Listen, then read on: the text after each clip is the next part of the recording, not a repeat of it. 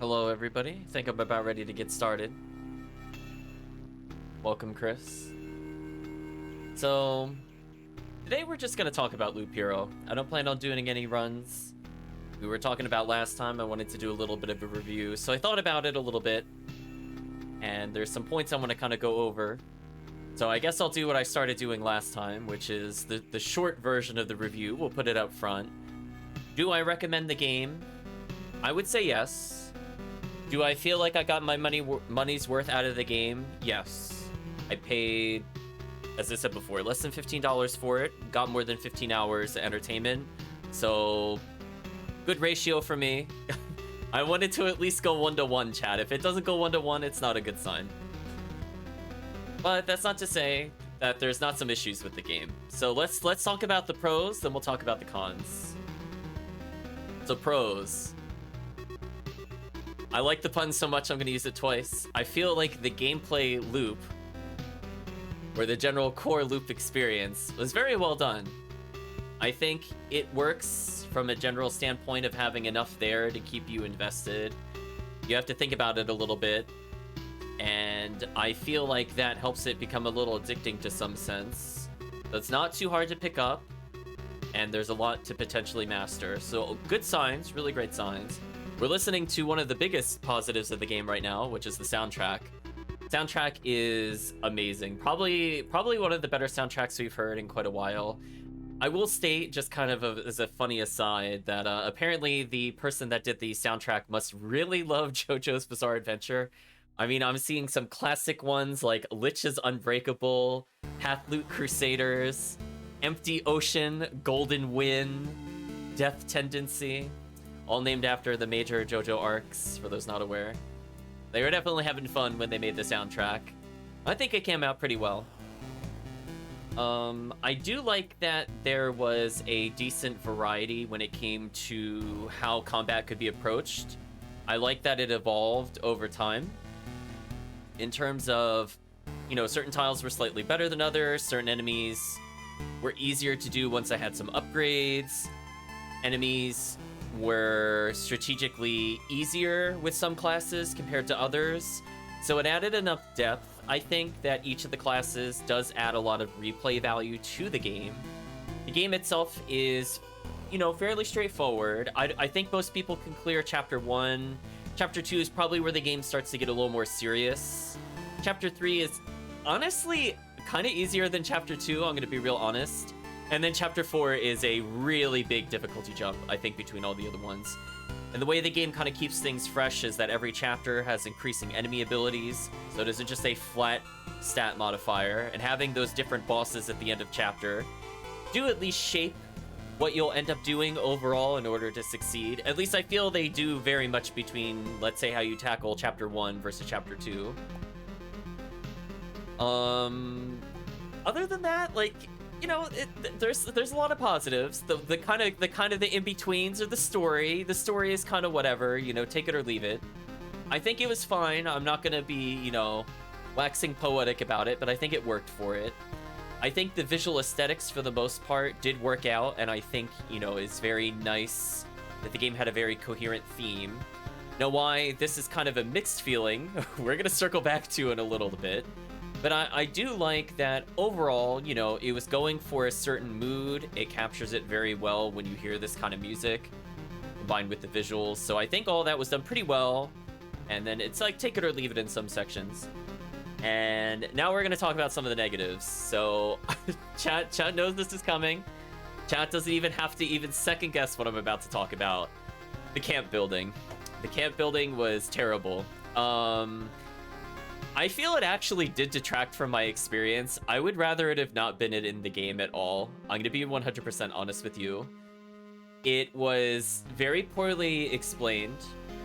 I think you couple that with the fact that you unlock the encyclopedia later, so you don't have any idea what any of the tiles have dependencies on and what they do, is kind of bad for a building game that is really dependent on things needing to be next to other things. Like in the gameplay loop, it's okay because it's all a learning experience and it's kind of neat. You get to see like, oh, you put like a You put a village down, you put enough villages, something else happens. You put enough mountains down, something else happens. You group mountains in a 3x3, something happens. So there's kind of like that exploration sense, and I can hand wave most of that. I can't hand wave it for the building in this game. There is no reason the game should not tell you in very explicit text, you cannot place this building down unless it is adjacent to X other building. And this happens not once, not twice, but at least 3 different times with the buildings. So really poorly explained. In fact, it was such a bad feature, chat. I kid you not, you could go back and watch the videos. I did not even realize the menu in which you start the runs, like before you go into the expedition part, that menu is actually something you interact with. Like, that's how poorly designed it is. There is nothing visually when I looked at that told me anything other than, oh, this is what my camp looks like. I had at no point thought that was like, oh, I have to actually touch the map in order to update it, because nothing else is quite like that in the rest of the game.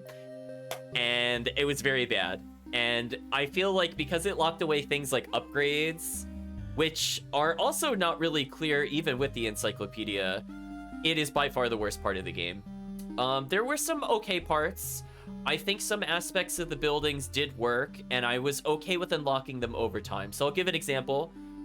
I think having your character gain traits too early would make you not learn the core mechanics of the game. I'm okay with the gymnasium locking that away.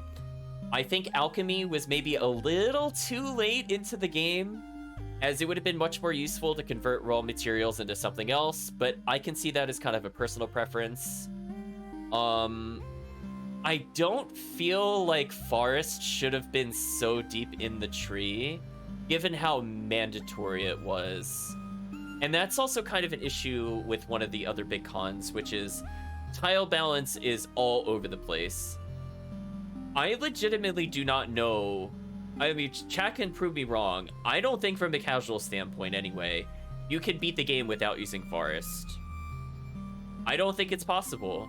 And if you beat it without Forest, I don't think you could also subsequently beat it without using something like Suburbs. Like, I think you could get away with not using Suburbs or not using Forest, but I don't think you can win without using one or both. Like, they were so mandatory for Chapter 4, it's not even funny.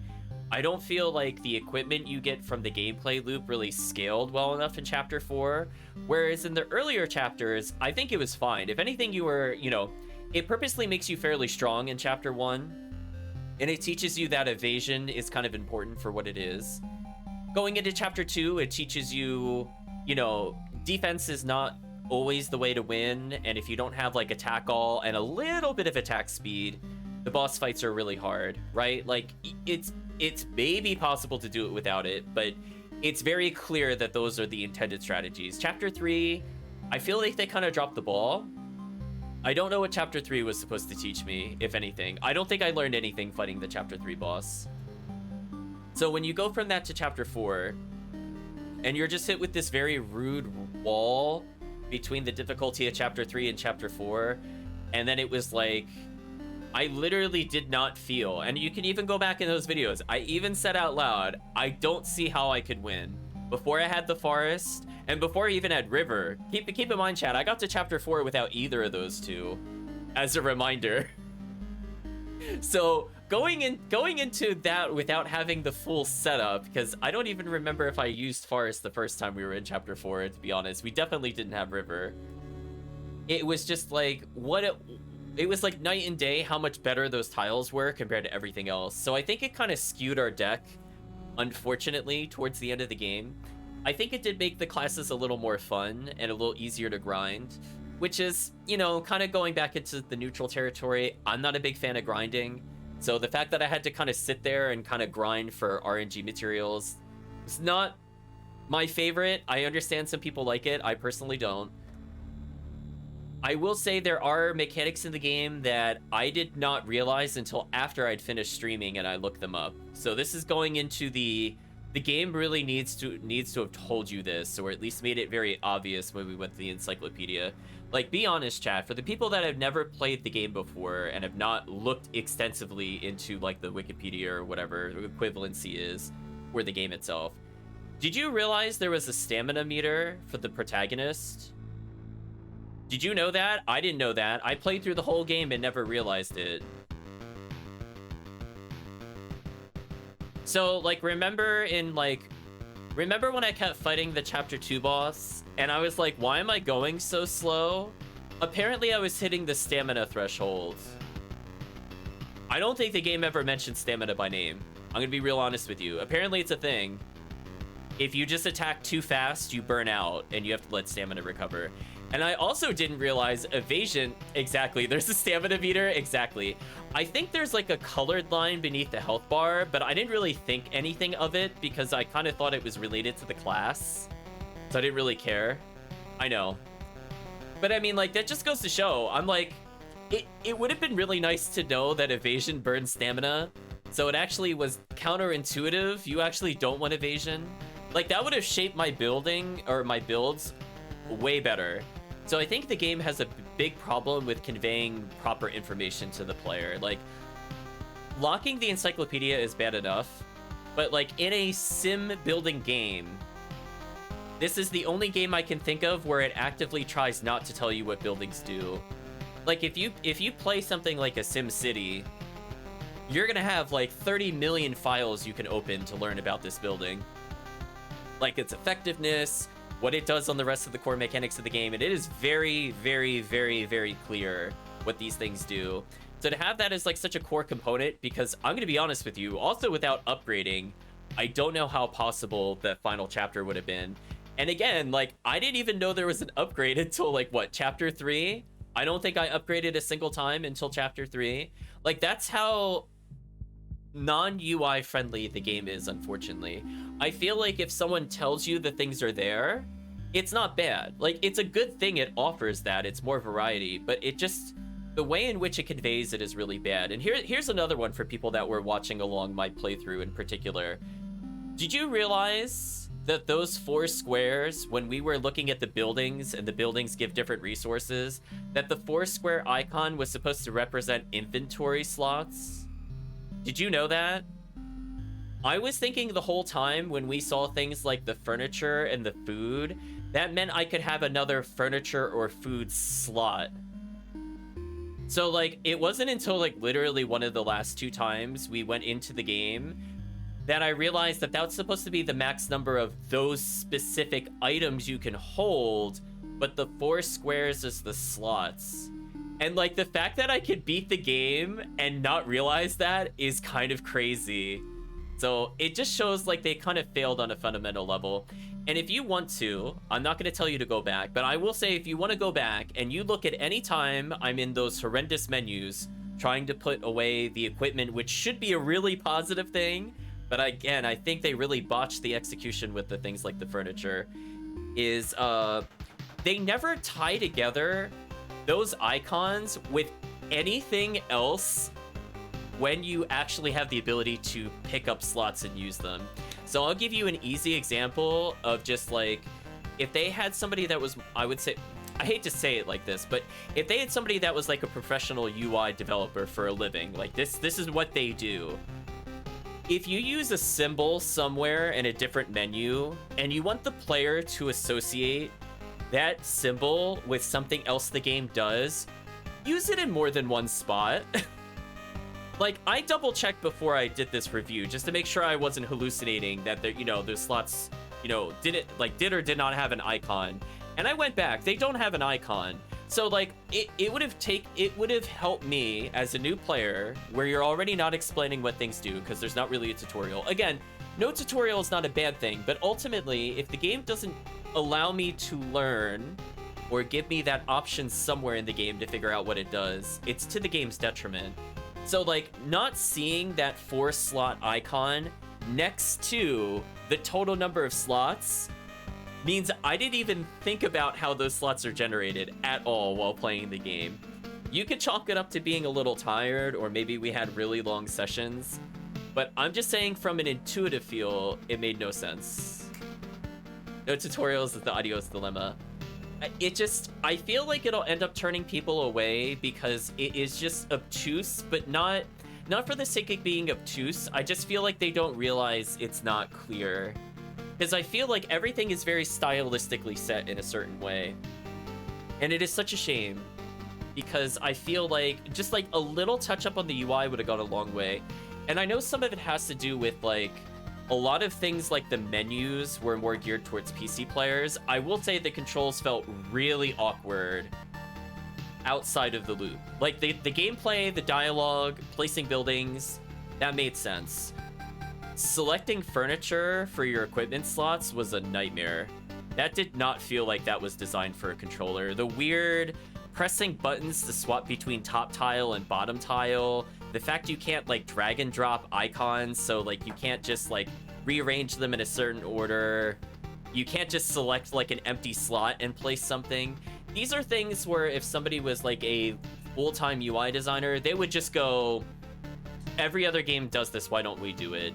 And there's like just enough of those when it comes to selecting furniture for upgrading your character that it becomes a little distracting. So I think it also kind of brings down the game's low point, which is a bit unfortunate. I will still say I had a lot of fun. Don't get me wrong. I feel like I'm being pretty critical at the moment. I do like the idea of the furniture. I do not like, for example, that it was really, really, really unclear that when you go to craft things, it's random what it gives you. You only pick the category. That's why I was so confused. Like, compare how that menu was for crafting, or for people that haven't seen it, it's basically like 2 icons, an item set icon, and like a left and right button, right? It's like really simple, yet at the same time, look at how little information that gives you compared to something like the alchemy screen, where as soon as you unlock something with alchemy, you immediately know how much it costs to get the base unit, if you want to get the base price to get the full resource, how much you get for a full resource, how much you get, or how much it costs to create it versus dismantle. All of that is like really clear, which is really weird because like, if anything, I would have figured the dismantle menu would have been a bit more confusing overall, but like it was just so much cleaner in the presentation, and it gave everything it needed to do. All the numbers were there for you. It does like, it wasn't like a guesswork at what buttons did. Like I pressed it once and I was like, oh, that makes sense. Whereas like with crafting, I was like, did I do it right? And I think some of that has to do with the problem where like you could get duplicates of furniture. So it's like really hard for me to notice that I went from 6 to 7 of an item when I have an unsorted mess of like 50 something items. So I think like the timing in which I got it kind of hindered it. Now, had I had like no items at the time, sure, it would have been really obvious what I had added. Or if it had been something I never had before, I would have noticed. But like Joe Schmo footstool number 7, like I don't care about the footstool. So I'm like, did it do something? It showed an icon briefly. I don't know. It just felt kind of weird to me, chat. It just felt a little weird. So, again, I feel like the subsystems definitely needed to be ironed out. I will still say, as I said before, had a lot of fun. I think it is worth playing. Music, phenomenal. Could definitely play this forever. We never ended up doing anything too crazy. We never tried to do, like, infinite loops or anything like that. I think we played mostly as intended. We didn't try skipping any of the bosses, even though I did think about it. I think everything else was like mostly self-explanatory as you went along, and I don't need the game to handhold me in the core gameplay section, but man, those subsystems were not user-friendly whatsoever. So I guess if there's anything else I have to really comment about the game, I do think it's interesting it gives you different font choices, so if you want to go away from its stylistic choice of font, which I think is... It's fine, it's mostly legible, I don't have any problems with it, unlike Suikoden 2. So I think the font for itself works, but I like that it caters to different people. I do feel like it was a little confusing from a controller standpoint, that there wasn't really an option to play around with the control settings. So again, the game doesn't feel like it was made for controller, it feels like it's more for an afterthought. It's not like the end of the world, but I do feel like it is worth stating that like the gameplay loop stuff feels mostly fine, but everything else is like, no, they were definitely drag and dropping with PC. and rapid clicking. That using like the square and triangle to rotate item slots and switch between bottom and top menu, it felt terrible, chat. It felt really bad. It's just like, ew. Never again, chat, never again. So in any case, I think those are my final thoughts for the game. I don't have anything too much else to say. Other than, if nothing else, even if the gameplay itself doesn't appeal to you, of going in that loop over and over and gradually gaining in power and kind of resetting in a roguelike kind of setting, at least give the soundtrack a listen. The soundtrack is amazing. I have no faults with the soundtrack. I think every song we listen to, super, super good. Probably, what, as I said before, one of the best soundtracks we've heard in quite a while. So I think, chat, those are my final thoughts. Chat, do you have any final thoughts you want to put in for the game? I'll give you a couple minutes to think about it. Take a moment to rehydrate during the review.